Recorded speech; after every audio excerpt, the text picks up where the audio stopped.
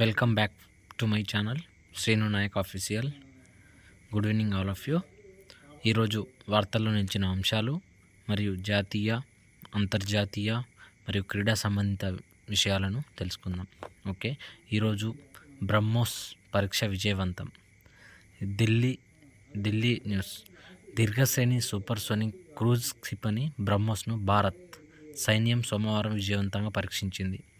బంగాళాఖాతం వెంబడి ఒక ప్రయోగ వేదిక నుంచి ఈ అస్త్రం దూసుకెళ్లింది. సైన్యంలోకి దక్షిణ విభాగానికి చెందిన బ్రహ్మోస్ యూనిట్ దీన్ని చేపట్టింది. అండమాన్ నికోబార్లోని త్రివిధ దళాల విభాగం సమన్వయంతో ఇది సాగింది. తాజా పరీక్షల్లో ఈ క్షిపణి నిర్దేశిత లక్ష్యాన్ని అత్యంత ఖచ్చితత్వంతో ఛేదించింది. ప్రయోగానికి సంబంధించిన లక్ష్యాలన్నీ నెరవేరాయని ఓ అధికారిక ప్రకటన పేర్కొంది. సైన్యంలోని బ్రహ్మోస్ విభాగాల పోరాట సన్నద్ధతను ఇది చాటిందని వివరించింది.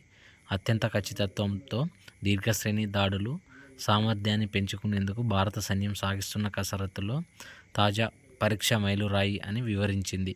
బ్రహ్మోస్ క్షిపణితో అధునాతక దిక్సూచి నియంత్రణ వ్యవస్థలు ఉన్నాయి. ఆ అస్త్రాన్ని భారత్, రష్యాలుగా ఉమ్మడిగా రూపొందించాయి. ఓకే, ఈరోజు భారత్ నుండి బ్రహ్మోస్ పరీక్షను విజయవంతం చేయడం జరిగింది. Thank you all of you. Please చూసిన ప్రతి ఒక్కరు లైక్ అండ్ సబ్స్క్రైబ్ చేయండి. Thank you. జై హింద్, జై భారత్.